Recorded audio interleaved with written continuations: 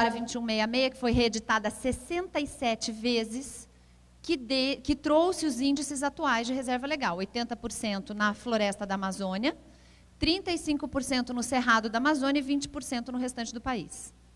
Por que é importante toda essa história?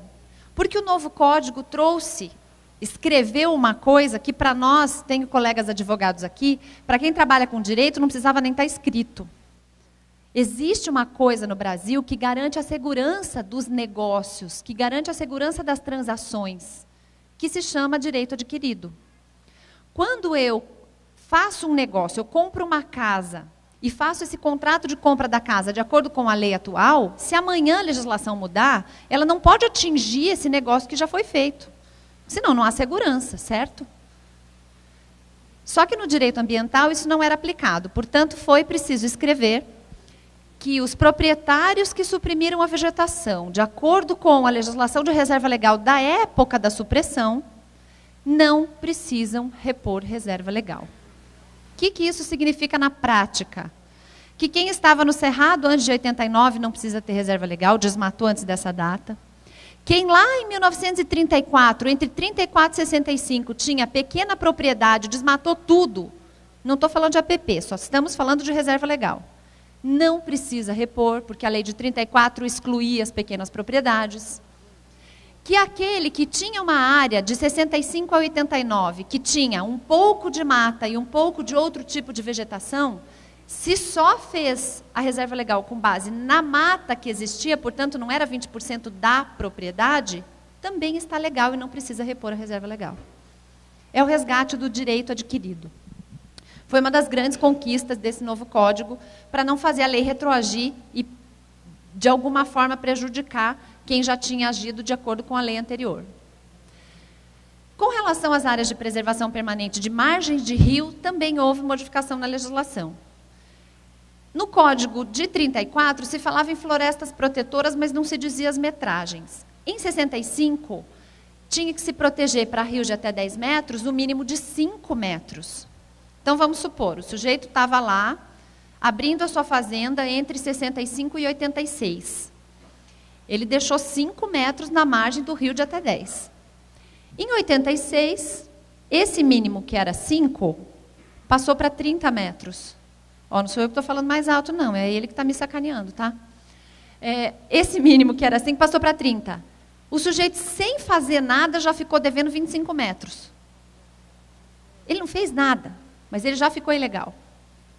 E depois, em 89, o sujeito que estava na margem de rios maiores, que ia até 100 metros o máximo, passou a 500 metros. Esse aí ficou devendo 400.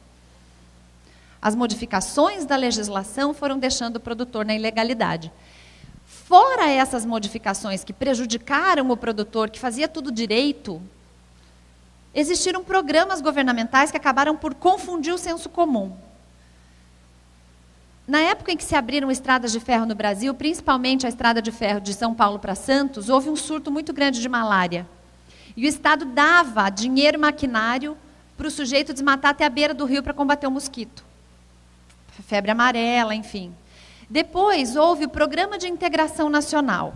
Eu não lembro disso, isso minha mãe que me contou, porque eu não tinha nem nascido, né? Mas o Programa de Integração Nacional dizia que era preciso integrar para não entregar. Terra sem homem para homem sem terra. Vão para a Amazônia, a gente dá a terra para vocês. O INCRA dava um título provisório e a condição para se permanecer com o título e para ganhar o título definitivo era desmatar metade da fazenda. Esteira e correntão. O cara dava para você para desmatar. E logo depois, quem desmatou 50% de áreas na Amazônia estava ilegal. E muitos outros programas. Plante, que o João garante, o Provárzea, que mandava drenar as várzeas. Vamos drenar os banhados, né? E depois, quem drenou banhado foi processado por crime ambiental. Projetos que davam fundos, a fundo perdido, para a criação de granja. Se você colocar, você tem que colocar o chiqueiro lá na beira do rio, para os dejetos dos porcos alimentarem os peixes. Era essa a orientação. Aí depois se viu que não podia fazer isso, porque isso diminuía a taxa de oxigênio na água, dava um problema maluco. Mas e o sujeito que já tinha feito seu chiqueiro na beira do ribeirão? O que ele ia fazer? Então, muitas coisas pediam uma reforma no Código Florestal. Foi aquela saga que o deputado, hoje chamei de ministro, que os anjos digam amém, né? Que o deputado Marcos Montes disse aqui, começou a briga em 2001 com o deputado Miqueleto, que Deus o tenha, foi uma grande perda nossa no decorrer do processo. Depois a gente retomou com força isso em 2004, 2005, e até o ano passado foi uma luta incansável para ter um novo Código Florestal. Isso foi criada uma comissão especial, cujo relator era o Aldo Rebelo, passou pela Câmara dos Deputados no plenário, foi para o Senado, lá no Senado foi relatado por 3 senadores, voltou para a Câmara dos Deputados, onde o deputado Paulo Pial relatou o final do projeto, e foi para a Presidente da República. Ela sancionou a lei 12.651 em maio de 2012. Esta é a data de começo de vigência do Código, portanto, ele está sim vigente, é aplicável. Só que ele já nasceu com 12 vetos e 30 modificações por medida provisória, 32. E aí começou a saga de novo, discute nas comissões especiais, passa por Senado, passa por Câmara para conseguir votar a medida provisória. Em outubro, essa medida provisória foi convertida em lei, modificou alguns artigos, mas desde outubro nós temos um Código Florestal inteiro. E o que esse código trouxe de diferente do que nós já conhecíamos anteriormente? Nós continuamos tendo áreas de preservação permanente. Aliás, nós somos o único país do mundo que protege, só pelo fato delas existirem, 11 áreas por sua importância e fragilidade. São as margens dos cursos d'água, né, beira de rio, continua indo de 30 a 500 metros a proteção, conforme a largura do rio, exceto, e aqui está a grande diferença, para quem tem área de uso consolidado. Entendamos o primeiro conceito do código, que é a área de uso consolidado. São áreas que foram desmatadas para uso agrícola, para uso pastoril, para silvicultura, para ecoturismo ou turismo rural, antes de 22 de julho de 2008. Toda lei tem que ter uma linha de corte. A gente está agora brigando pela diminuição da maioridade penal, né? Por que o sujeito que mata com 17 anos e 11 meses tem um tipo de tratamento e o que mata com 18 tem outro tipo de tratamento? Porque é impossível estudar caso a caso. Você precisa ter uma linha de corte na lei. E a linha de corte em data do Código Florestal foi 22 de julho de 2008, a data do decreto 6514, em que o Mink, pela primeira vez, o ministro Mink, exigiu data para se averbar a reserva legal. Foi esse o motivo de ter sido escolhida essa data. Quem desmatou antes não precisa respeitar de 30 a 500 metros. Se essa área estiver sendo utilizada, isso vai de 5 a 100. Como era o código anterior. Ninguém trouxe nada de muito novo, de muito destruidor, de muito contra o meio ambiente. Foi só um resgate para se tentar fazer um pouco de justiça a quem tinha desmatado de acordo com a lei e, de repente, se viu ilegal. Outra modificação importante na proteção de margens de cursos d'água é que o código anterior exigia a contagem dessa metragem a partir do leito maior do rio. Então, se o rio, de repente, tinha uma cheia a cada 5 anos, ou se o rio tinha uma várzea muito extensa na sua margem, iria terminar essa área úmida e só então iria se contar a metragem para obter a APP. E hoje não. Conta-se do barranco, efetivamente, da margem da calha do rio. Os 30 metros. Ah, mas e se a várzea for? A várzea não é APP, de acordo com esse código. Ela é APP dentro da metragem da APP. Em torno de lagos e lagoas, são áreas de preservação permanente, tem lá as metragens estipuladas no código.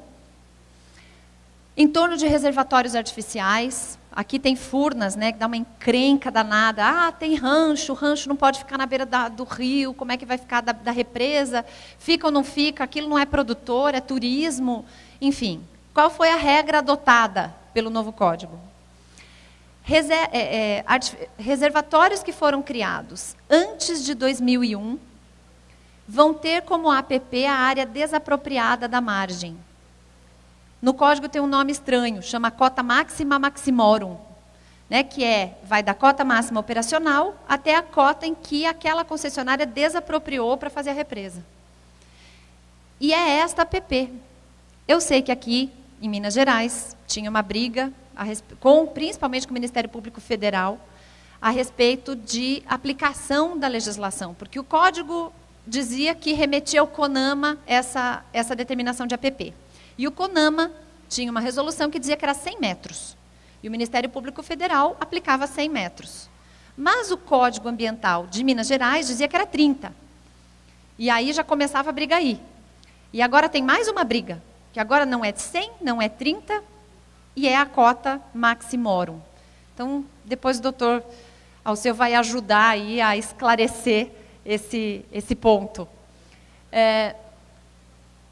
As encostas com declividade superior a 45 graus também são APP. Podem perceber que a APP, ela não é uma criação meramente legal como a reserva legal.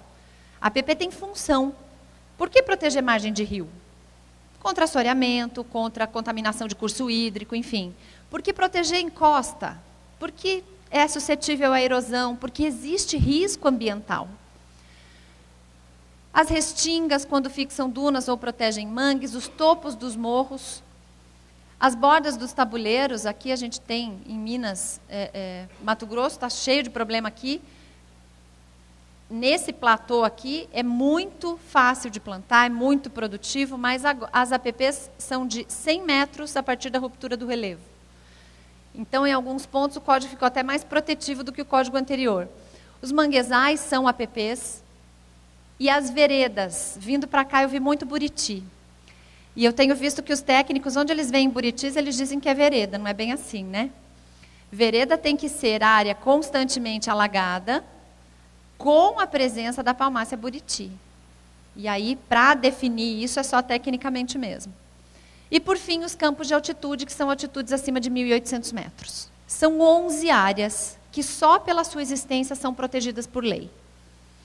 Depois vem as áreas de uso restrito, que existe uma proteção sobre elas, mas não tão restritiva quanto a proteção das APPs, que são os pantanais, e não é só o bioma pantanal, são áreas sujeitas a períodos de cheia e períodos de vazante. Essas são as áreas definidas como pantanais. E as inclinações entre 25 e 45 graus. Essas áreas podem sim ser utilizadas, desde que com recomendação técnica dos órgãos oficiais. Certo? Então vai ter que se pedir um licenciamento, uma autorização de uso, e vai ter-se a recomendação técnica para o uso adequado dessas áreas. E por fim, a reserva legal continua existindo, nos mesmos índices do código anterior, 80% na Amazônia, 35% no Cerrado, que estiver dentro da Amazônia, e 20% no restante do país. O que se mudou com relação à reserva legal? Primeiro, que vai se permitir o cômputo das APPs para chegar a esse percentual exigido. Antes era separado. Tinha todas as APPs e mais os 20%. Agora você pode somar todas as APPs para atingir esse índice. Ok. E se eu tiver os 20% e tiver mais APP, o que sobrar eu posso desmatar? Não. Porque este código teve a preocupação de não permitir desmatamento. Ao contrário do que diziam alguns que eram contra a implantação do novo código, ele não permite o desmatamento, ele valoriza a floresta em pé. Então, quem tiver área, puxa vida, mas eu já tinha as APPs mais a reserva legal e vai sobrar. Com esta sobra, você agora tem um ativo. Você pode fazer servidão ambiental, alugar esse excedente para quem não tem reserva. Você pode fazer compensação de quem quiser comprar essa área dentro da sua área. Enfim, existem formas de fazer dessa floresta um ativo. Não é mais necessária a verbação da reserva legal em registro de imóveis. Isso está dando um rolo. Porque os cartórios, o que diz a lei? A lei diz assim, o CAR desobriga a averbação. Só que o CAR oficialmente ainda não foi instituído. Portanto, vamos pensar quadradinho, né? Se o CAR desobriga a averbação, não tem CAR, portanto tem que ter averbação? Não. O novo modelo que foi trazido pelo Código, possibilitando diferentes possibilidades de compensação, diferentes formas de regularização. Eu posso recompor na minha área, eu posso doar dentro de uma unidade de conservação, vou falar das formas de regularização. Não é compatível com a figura da averbação. Portanto, a averbação, de fato, não é mais necessária, a não ser em caso de que uma propriedade coloque a sua reserva legal dentro de outra propriedade. Aí é uma questão de publicidade das duas, de quem cede a reserva e de quem recebe a reserva. Mas para fazer qualquer ato cartorial, desmembramento, compra e venda, não precisa averbar reserva legal. Porque foi facilitada a regularização da reserva legal, que pode ser por regeneração, recomposição ou compensação. A regeneração é, eu vou passar os mapas, eu vou falar antes da regeneração. Onde eu pus isso? Aqui. Vamos falar primeiro aqui. Como que se faz essa regularização da reserva? Primeiro que pode ser por recomposição. Eu vou repor a floresta dentro da minha própria área. Essa recomposição pode ser em até 20 anos e pode ser intercalada com espécies exóticas. A reserva legal, ela permite manejo sustentável. E o que é manejo sustentável? Aquele manejo que você pode perpetuar ao longo do tempo. Então, é lógico que não pode ser uma espécie que você vai cortar. Eu vou intercalar com pinos. Aí eu derrubo pinos e derrubo tudo que tem em volta. Não, você vai intercalar com seringueira, você vai tirar borracha sem tirar árvore, vai intercalar com castanhas, vai intercalar com pinos de resina, enfim, com tipos de árvores que você consiga explorar sem tirar o caráter de sustentabilidade desse manejo. Regeneração natural. Larga lá e deixa regenerar, desde que seja tecnicamente viável. Claro que, às vezes, um solo muito exaurido, uma pastagem degradada, não tem condição de fazer regeneração natural. Mas, se houver tecnicamente essa condição, pode ser a sua opção de legalizar a sua área. E, por fim, a compensação pode ser de vários tipos, essa compensação. Compensar é por fora da sua área, certo? A compensação pode ser por aquisição de cotas de reserva ambiental. O que são cotas de reserva? Cada hectare de mato vai equivaler a uma cota de reserva, que é uma debenture, uma commodity, que você vai emitir e negociar em bolsa. Então, o sujeito que tem lá um déficit de 5, 10 hectares, vai na Bolsa de Valores, compra 10 CRAs e está resolvido o problema dele. Ele não tem que cuidar de mato, ele não tem que cuidar de sem terra, ele não tem que cuidar de fogo, ele não tem que cuidar de caçador, está resolvido. Ele pode arrendar dentro de uma outra área, paga só pelo uso daquele mato. Ele pode promover uma doação em unidade de conservação, compra uma área dentro lá do Parque Nacional da Serra da Canastra, bem fácil, doa isso para a União e recebe um título de desoneração. Não tem que ter reserva legal. E, por fim, ele pode, se ele for dono de duas áreas diferentes, onde uma sobra e uma falta, faz o cadastramento cruzado entre as duas e resolve a sua reserva legal. Ok? Vamos voltar lá no mapinha. A condição da compensação é que ela seja no mesmo bioma. O Brasil tem 6 biomas: o Pampa, a Mata Atlântica, o Cerrado, a Caatinga, o Pantanal e a Amazônia. Pode ser fora do estado? Pode. Muitos estados estão contra essa medida, mas o conselho que eu tenho dado é o seguinte: se você é contra colocar a reserva legal do seu estado fora do seu estado, incentive a colocar dentro. Faça algum tipo de política estadual que incentive o sujeito a ficar no próprio estado. Mas a lei permite que seja no bioma e o bioma extrapola estados. Portanto, quem está aqui em Minas tem a Mata Atlântica inteirinha, pode colocar lá no Sergipe, ou o Cerrado ele pode colocar lá no Maranhão. Ok? Aqui é o mapa só dividido para ficar um pouco mais claro. Então, se as regras continuam as mesmas, continua tendo APP, continua tendo reserva legal, tem área de uso restrito que nem tinha, melhorou a proteção. O que mudou para quem já desmatou? A diferença está nas disposições transitórias, que são disposições que foram criadas exatamente para gerenciar aquela bagunça de modificações de legislação que acabaram jogando mais de 90% dos produtores na ilegalidade. São regras para os usos consolidados, lembrando, desmatamentos anteriores a 22 de julho de 2008, em APP e reserva legal, que é a maioria dos problemas ocorridos, problemas ambientais que ocorrem dentro da propriedade rural.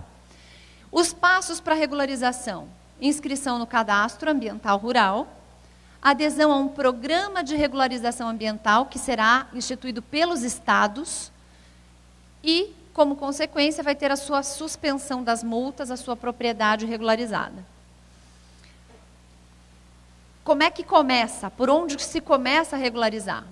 Faz um mapa de uso do solo, e esse mapa vai identificar os seus remanescentes florestais, suas APPs, suas reservas, sua produção. Esse mapa não precisa ter georreferenciamento. Lembrando que só propriedades acima de 500 hectares é que tem obrigatoriedade de ter georreferenciamento. As abaixo foi prorrogado o prazo, portanto, pode ser só com pontos de coordenadas geográficas sem o georreferenciamento do INCRA. Faz um levantamento, primeiro da época do desmate, para saber se enquadra lá atrás no direito adquirido. Depois do tipo de bioma onde está, para saber se vale a pena fazer uma compensação, se vale a pena fazer regeneração, enfim.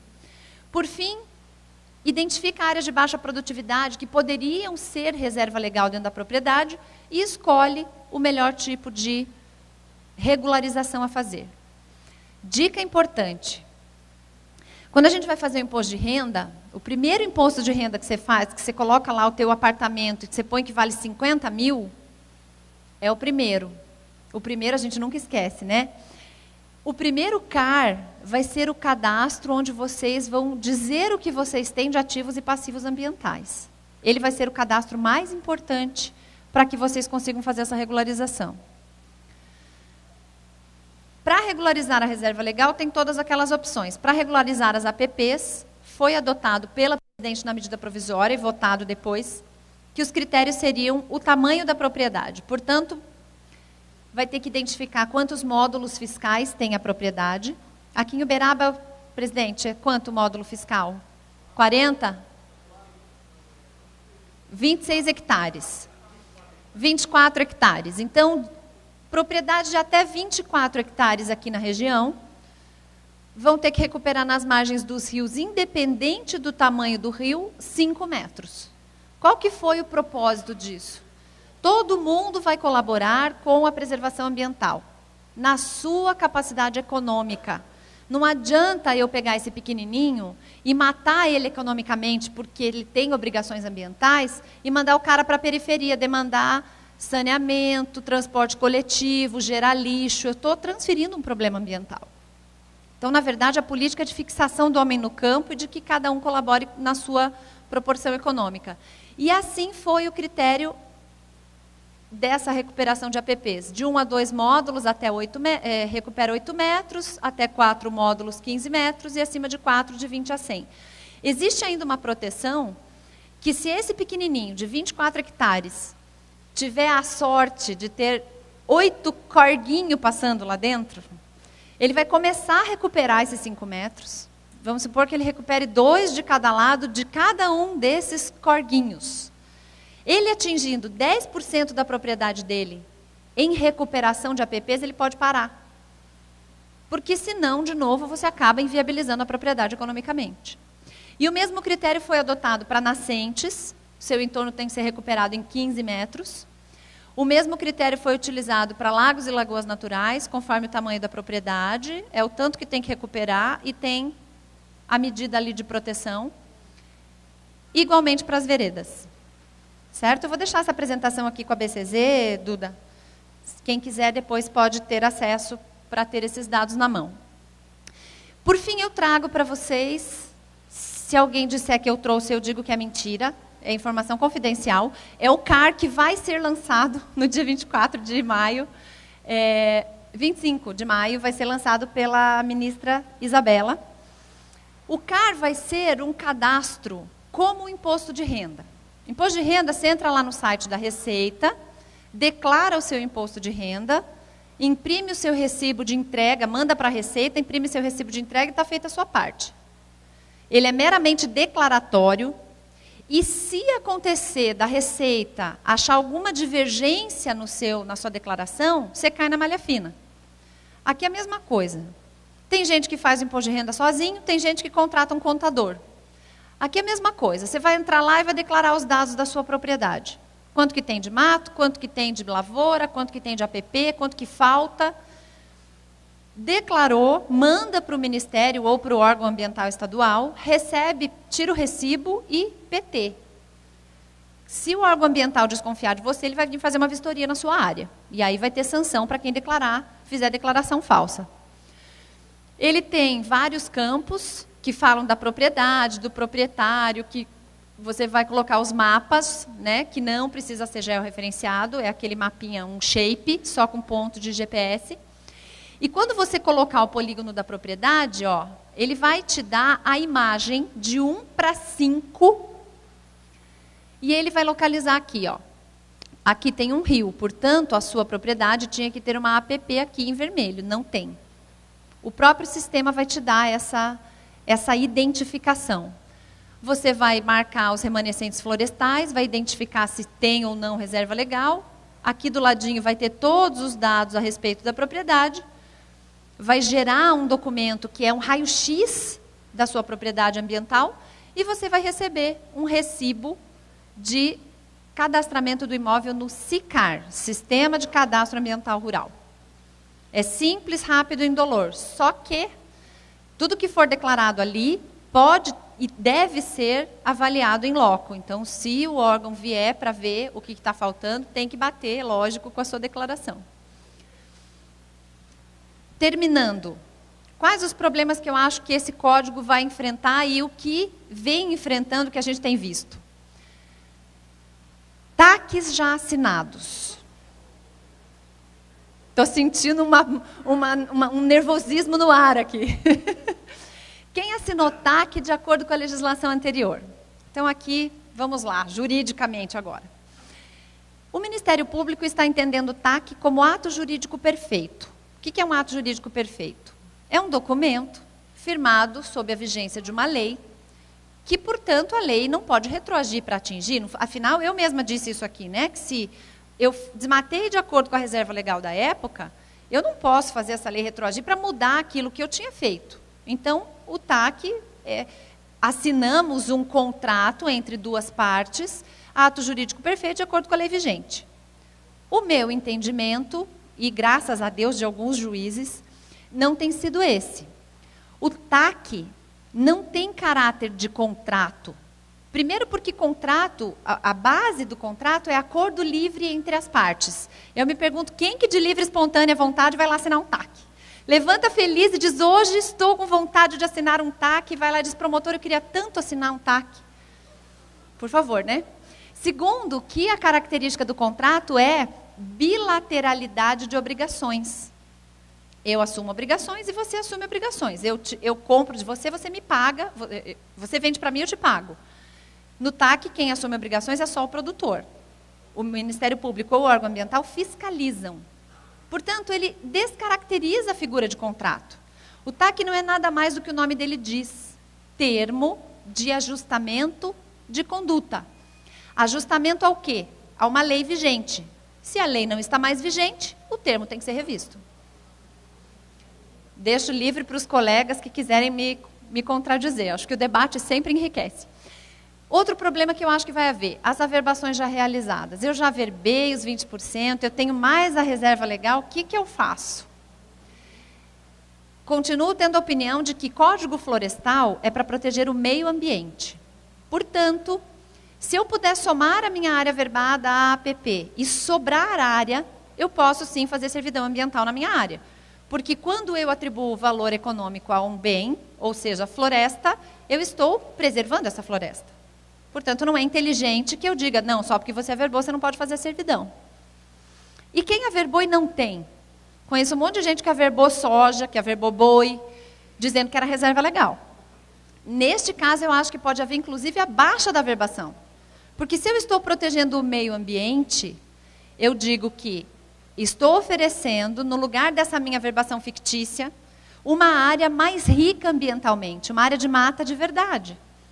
Como é que o órgão ambiental vai dizer não? Não, eu quero o que está no papel. Então, vai ser uma briga, é uma questão jurídica forte.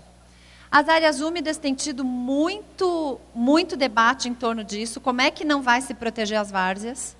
Só que as várzeas, na minha opinião, entram na área de uso restrito, portanto, estão sim protegidas. Elas só saíram do status de APP. E, por fim, um problema grave é a adaptação das legislações estaduais. Existe eu não quero chamar de mito.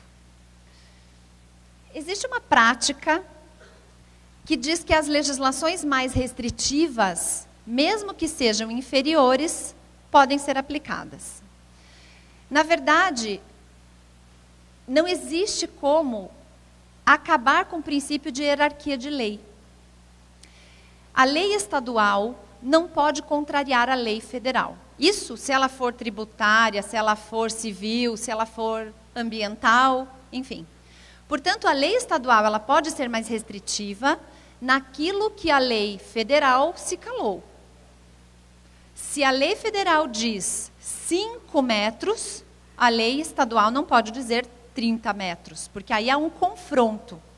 Eu tenho exemplos disso lá no meu estado. O governador Roberto Requião disse que não se podia plantar transgênico no Paraná, porque fazia mal para o meio ambiente, porque era uma coisa do mal, porque lá não entrava transgênico. O STF deu uma sentença exatamente nesse sentido, dizendo: não existe restrição federal ao plantio de transgênicos, portanto, o seu estado não pode impor essa restrição. E em São Paulo aconteceu com o caso do amianto. São Paulo quis proibir o uso do amianto crisotila, que é um tipo de amianto que se comprovou que fazia mal à saúde. Mas mesmo com essa comprovação técnica, São Paulo não poderia proibir o uso se não existia proibição na lei federal. Portanto, há uma discussão muito pertinente de até onde essa legislação federal vai, que não invada a competência do Estado, e até onde a legislação estadual pode ir para também não confrontar com a legislação federal. Sobre isso, com certeza, o doutor vai me ajudar muito nesse caso. Acho que era isso. Por fim, eu quero deixar os meus contatos sempre à disposição para responder qualquer tipo de dúvida. Eu trabalhei incansavelmente nesse código. Eu sei porque cada vírgula entrou lá e porque cada vírgula saiu de lá. Então, eu acho que a melhor arma contra a injustiça é a informação. No que eu puder ajudar, eu vou estar à disposição. E quero fazer um agradecimento especial ao Jovelino, que, de fato, a Band, quando todos os outros veículos de comunicação estavam ainda meio receosos, questionando, a Band teve coragem de defender esse código e foi pioneira para defender o ponto de vista do agricultor.